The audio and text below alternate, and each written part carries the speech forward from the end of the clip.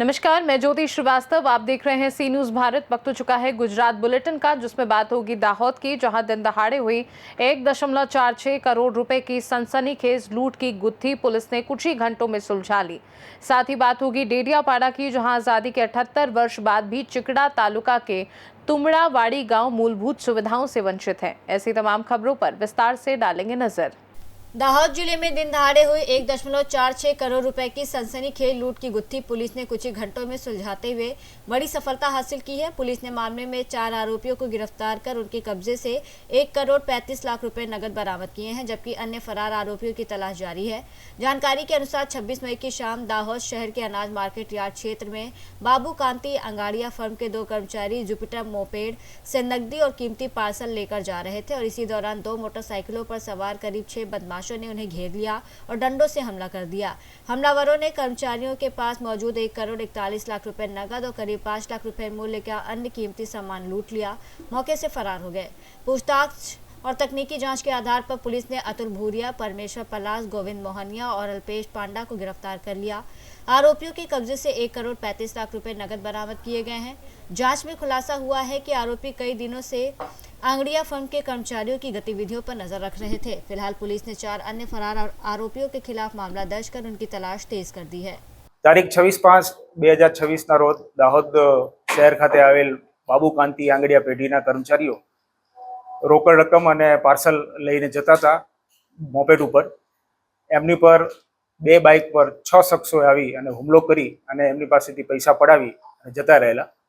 આ ઘટનાની જાણ થતાં દાહોદ જિલ્લા પોલીસ સક્રિય બનેલી અને હ્યુમન ઇન્ટેલિજન્સ અને ટેકનિકલ સર્વેલન્સની સાથે સાથે નાકાબંધી કરવામાં આવેલી। દાહોદ જિલ્લાની જુદી જુદી પોલીસ ટીમો દ્વારા નાકાબંધીના અંતે ઝાલોદ રોડ પાસે એ જ દિવસે બનાવ બન્યાના લગભગ 2 કે 3 કલાકની અંદર જ 3 આરોપીઓને પકડવામાં સફળતા મેળવેલી અને ગુનાનો ભેદ ઉકેલી નાખવામાં આવેલો। પણ આ જે 3 આરોપી પકડાયેલા એ પોલીસની ગાડી સાથે એમણે એક્સિડન્ટ કરેલું અને એ લોકો ઇન્જર્ડ થયેલા, એટલે તાત્કાલિક એમને ઝાયડસ હોસ્પિટલમાં સારવાર હેઠે રાખેલા। સારવારના અંતે એ આરોપીઓને અટક કરવામાં આવેલા છે અને પોલીસ દ્વારા વધારે તપાસ કરતા આ ગુનાને અંજામ આપનાર કુલ 8 આરોપીઓ હતા, જેમાંથી 6 આરોપીઓએ સ્થળ ઉપર ભોગ બનનારની સાથે મારામારી કરી અને પૈસાની ધાળ લૂંટ કરી છે, જ્યારે 2 આરોપીઓ રેકી કરવામાં મદદ કરી હતી। કુલ 8 આરોપીઓના નામ અતુલ મહેશ ભુરિયા, પરમેશ્વર સમીર પલાસ, ગોવિંદ રમણ મોહનિયા, અલ્પેશ વરસિંગ પણદા, अर्जुन नटवर अमलियार, अविचल धीरुभाई पलास, जिग्नेश भाई शुक्लाभाई अठीला, लक्ष्मण भाई विक्रम भाई पलास है। गुना अंजाम आपती वखते कुल 1 करोड़ 46 लाख रुपया मुद्दामाल आरोपीओ द्वारा लई लेवामां आवेलो हतो। पोलीस द्वारा जुदा जुदा एंगल थी तपास करी अने अत्यार सुधीमां 1 करोड़ 35 लाख रुपया मुद्दामाल रिकवर करवामां आवेलो छे। आ 4 आरोपीओ पकड़ाયેલા છે એ અને જે પકડવાના બાકી છે એ આરોપીઓનો પણ ગુનાહિત ઇતિહાસ છે અને આ આરોપીઓ જે પકડવાના બાકી છે એમને કોઈના પણ દ્વારા જો કોઈ પણ પ્રકારની ક્રિમિનલ હેલ્પ કરવામાં આવશે કે મદદ કરવામાં આવશે તો એમને પણ દાહોદ જિલ્લા પોલીસ દ્વારા યોગ્ય કાર્યવાહી કરવામાં આવશે અને હાલ ગુનાની તપાસ ચાલુ છે। दाहोद से सीनियर संवाददाता सोलंकी रोहित की रिपोर्ट। आजादी के 78 वर्ष बाद भी नर्मदा जिले के चिकड़ा तालुका का तुमड़ावाड़ी गांव मूलभूत सुविधाओं से वंचित है। गांव में पेयजल, सड़क, शिक्षा, बिजली और स्वास्थ्य जैसी बुनियादी सुविधाओं के अभाव की तस्वीर उस समय सामने आई जब आम आदमी पार्टी के नेताओं ने गांव का दौरा किया। दौरे के दौरान पता चला कि ग्रामीण आज भी पीने के पानी के लिए कुएं पर निर्भर हैं। स्थिति की गंभीरता को देखते हुए डेडियापाड़ा विधानसभा क्षेत्र के विधायक चैतर वसावा ने तत्काल हस्तक्षेप किया और गाँव में पेयजल की व्यवस्था के निर्देश दिए। ग्रामीणों के अनुसार गांव तक पहुंचने के लिए सड़क की उचित सुविधा नहीं है, जिसके कारण आपातकालीन 108 एम्बुलेंस सेवा भी यहां तक नहीं पहुंच पाती। गांव में 70 से 80 स्कूली उम्र के बच्चे हैं, लेकिन शिक्षा के लिए कोई स्कूल उपलब्ध नहीं है। वहीं करीब 30 छोटे बच्चों के लिए आंगनवाड़ी केंद्र भी नहीं है।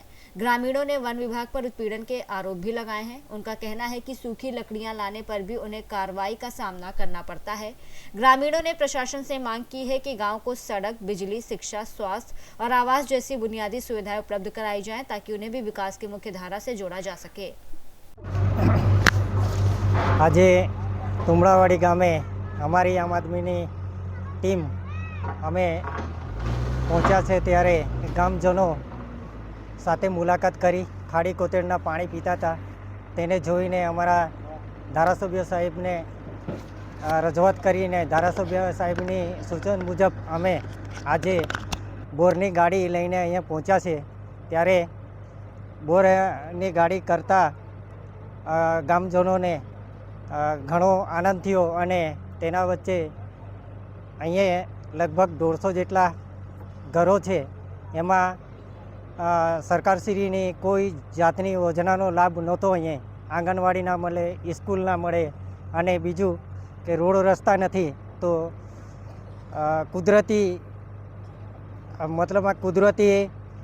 બીમાર થતા હોવાથી લોકો ઝોલી કરીને એ લોકો કણબીપીટા સુધી લઈ જાય છે. આ બાજુ આપણે દૂધલીવર સુધી આ લોકો લઈ જતા છે. ત્યારે અમે હજી પહેલાં શરૂઆતના અમે પ્રમુખ તરીકે ચિકદાના અમે બન્યા છે ત્યારે આજે આ લોકોને પહેલી સુવિધા અમે પાણીની પૂરી પાડી છે. હજી જે કંઈક સરકારશ્રીની ગાઈડલાઈન મુજબ અને સલાહ સૂચન મુજબ અમે આજે તુમડાવાડી ગામને અમે યોજના પૂરી પાડીશું. આ શરૂઆત કર્યો છે અમે અને આ ગામજનોને જોઈને અમને એવું દુઃખ થાય છે કે બિચારા એકદમ ગંભીર હાલતમાં નાના નાના બાળકો ભણવા લાયક છે તે આજે આંગણવાડી હોય તો આંગણવાડીમાં ભણે, સ્કૂલ હોય તો સ્કૂલમાં ભણે.